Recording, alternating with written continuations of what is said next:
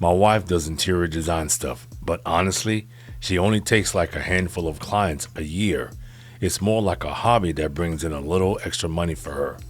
We never had kids together, but she has a daughter from her first marriage who's now married and living out of state, doing her own thing. The way she tells it, she divorced her first husband because he was emotionally checked out and had a serious gambling problem that almost left him broke. Look, I wouldn't say we had a bad marriage or anything. Yeah, I worked my ass off, long days on job sites, dealing with estimates and all that crap. But since it's my company, I could take off whenever I wanted. I would just have my crew chief handle the service calls while I hung out with my wife. But apparently that wasn't good enough for her. She started bitching more, not constantly, but enough that I noticed. This is what kills me. A lot of these men are out here who have successful careers and they're gone a lot, and their wives or girlfriends complain because they're not around. Well, who's going to support the lifestyle that you envy or that you want?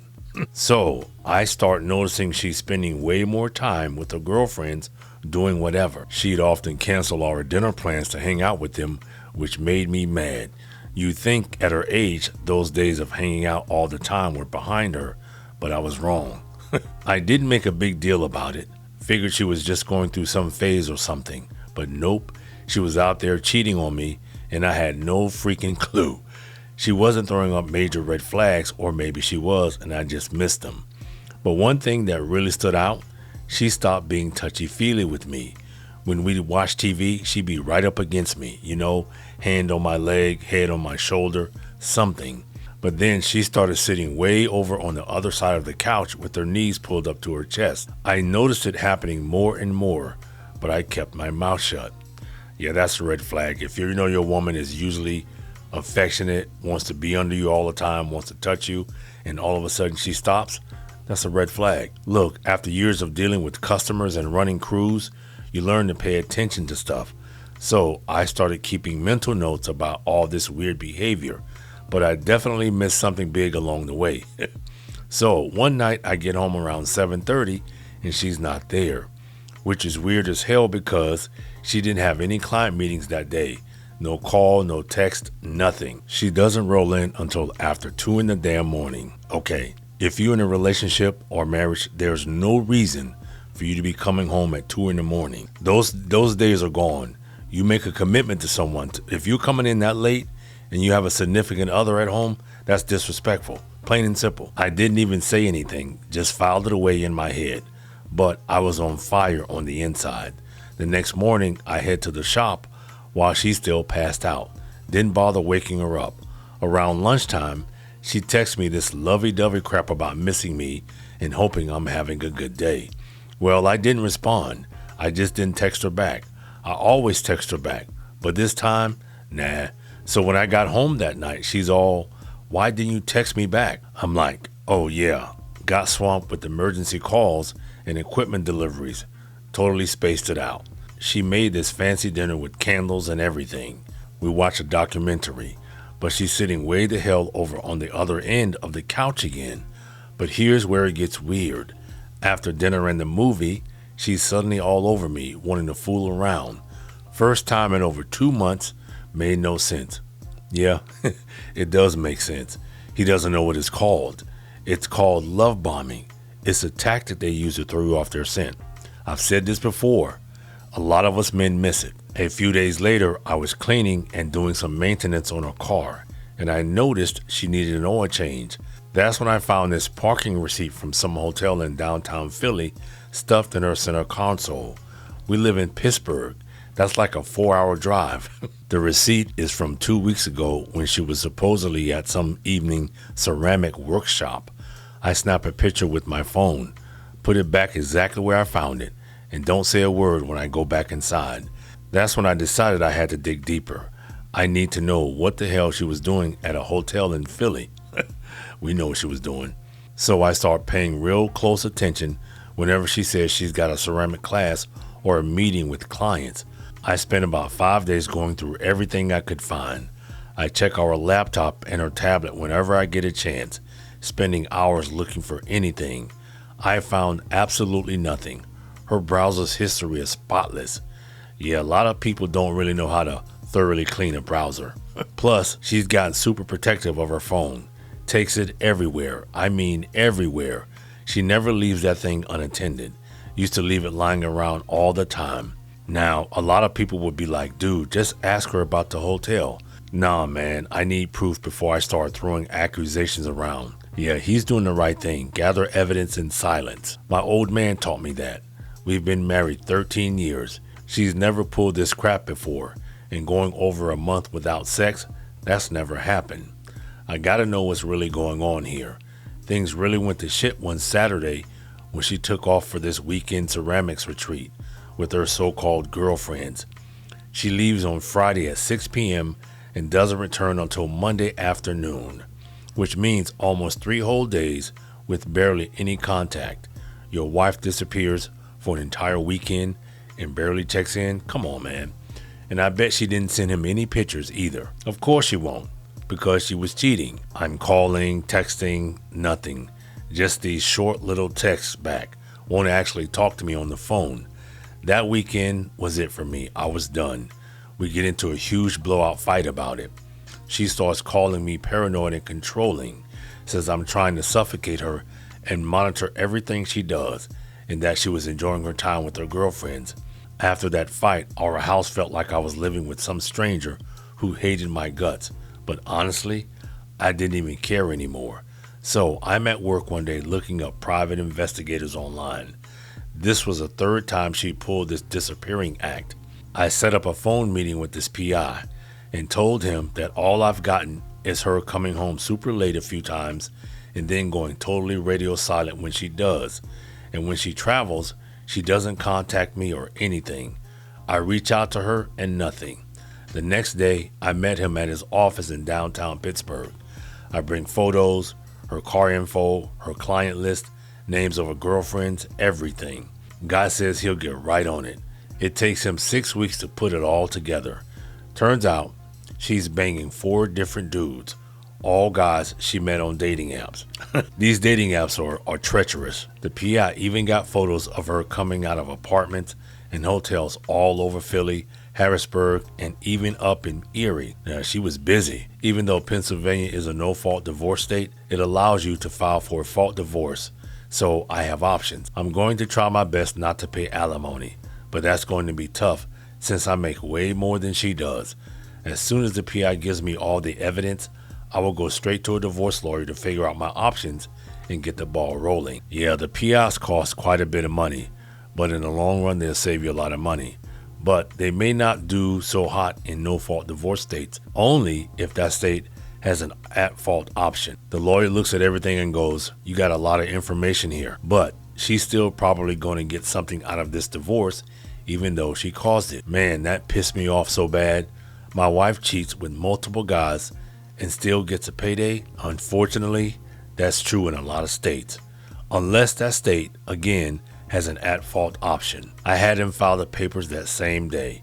When I get home, the house is empty. There's a note on the kitchen counter saying she's spending the night at her girlfriend's place. At this point, I don't care. Don't call, don't text, nothing. This is the mindset you need to be in.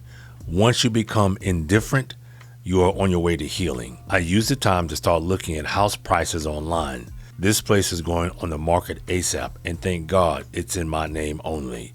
6 weeks later, she gets served at one of her clients' houses while she's doing a consultation. Totally blindsided her. But get this, she only sends me one text. I can't wait to see you in court. The day she got served, she came by while I was at work, packed up her stuff, and split. She left most of the furniture though. 3 months later, we are finally in divorce court. She is seeking $4,500 a month in alimony, claiming she gave up her career to support me while I built my HVAC business. But once the judge sees all the PI's evidence, the photos, the hotel receipts, proof of 4 different affairs, she shuts down the alimony request completely. The judge awarded her 35% of the proceeds from selling the house, plus 10% of our investment account. I figured that was coming, so whatever. She also tried to get a piece of my business, But since I started it before we got married and she never lifted a finger to help, the judge shot that down too. After the divorce was final, I sent emails to her family and our friends with some of the evidence explaining why I really divorced her. A bunch of her ceramic class friends reached out to apologize. They said she'd been telling everyone I was a workaholic asshole who ignored her. Once they saw proof of her screwing around with 4 different guys, everybody's opinion did a complete 180. Some of her friends even admitted they covered for her, thinking it was just one guy. They had no idea she was juggling 4 of them. A few weeks after everything was final, I changed my number and deleted all my social media accounts. Never want to hear from her again. Sold the house in 2 months. The Pittsburgh market's pretty hot, and we got more than asking price. I used a fresh start to relocate my entire HVAC operation to South Carolina. Way more demand for AC work year-round down there. Last I heard, through the grapevine, she moved in with one of the Philly guys, some divorced real estate developer who apparently knows about all her other guys and doesn't care. Yeah, I don't believe that. Funny thing is, she found out he's doing the same thing, seeing multiple women on the side. Karma's a bitch, right? Her daughter from her first marriage actually called me once to apologize, said she had no idea what her mom was up to and was disgusted by it. Turns out, she'd been taking some cash from me and putting it in some secret account I never knew about. She always insisted on handling her business expenses in cash, said it was easier for taxes or whatever. That interior design business barely existed. Maybe 2 real clients a year, tops. The rest of her meetings were just cover stories for her hookups. Looking back, man, there were so many signs I just didn't see or didn't want to see. All those sudden overnight trips to meet clients in other cities for her fake interior design business who never seemed to actually hire her. The new obsession with ceramic stuff and wellness weekends with the girls, where she'd be completely unreachable. She became defensive whenever I asked basic questions like, "How was your day?" or "What are you up to tomorrow?" She was guarding her phone like it had nuclear codes on it, changing her passcodes all the time. Now, if that's not a red flag, I don't know what is. This emotional wall between us while she pretended everything was fine. Remember, I always say pay attention to your relationship. You won't catch everything, but you will catch most of it. My business down in South Carolina is killing it. I'm focused on growing, adding more trucks, and hiring more techs.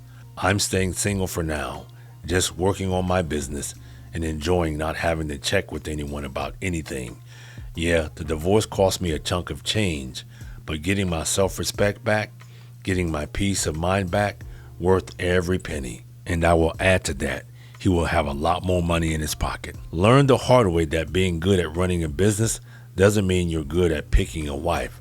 All those instincts that kept me from getting screwed by customers and helped me manage employees completely failed me in my own damn house. But the biggest lesson, when somebody starts acting weird after years of being normal, there's always a reason. Always. Should have trusted my gut way sooner instead of giving her the benefit of the doubt for so long. That house in Pittsburgh went to this young couple with kids. They were so excited about it, which made me feel good at least. Haven't talked to my ex since the divorce. Plan to keep it that way forever. You know what they say, success is the best revenge. My company's revenue has literally tripled since I moved to South Carolina. Started mentoring some young guys trying to get into the trades, sharing what I know about business and life. This whole thing taught me that the person sleeping next to you can be a stranger and you will not even know it, even if you have been with them for decades. Once trust is gone, it's gone. Some shit you just can't forgive. Now I've got super strict boundaries. Someone lies to me once, they're done. No second chances. I tell my story to buddies who mention their wives are acting weird. I'm like, dude, pay attention to that. Now he's starting to get it. Sometimes the most expensive education you get isn't from business mistakes. It's from trusting the wrong person with your heart. But every shitty ending can be a fresh start if you're willing to learn from it and move forward. My new life in South Carolina, it's a fresh start. I'm building something way better than I ever could have with someone who was lying to my face every day. Yeah, the betrayal nearly destroyed me at first, but ultimately, it set me free to become a stronger, smarter version of myself. And that transformation, as much as it sucked to go through, ended up being the best thing that ever happened to me. Well, I don't have anything negative to say, but he probably missed some red flags. Most of the time, we do at the beginning, and sometimes when the relationship has progressed. We either choose to ignore the red flags or we just miss them entirely. Fortunately for him, the small financial loss he incurred in the divorce didn't bury him. But men, most of us won't be so lucky. Thanks for tuning in. Until next time.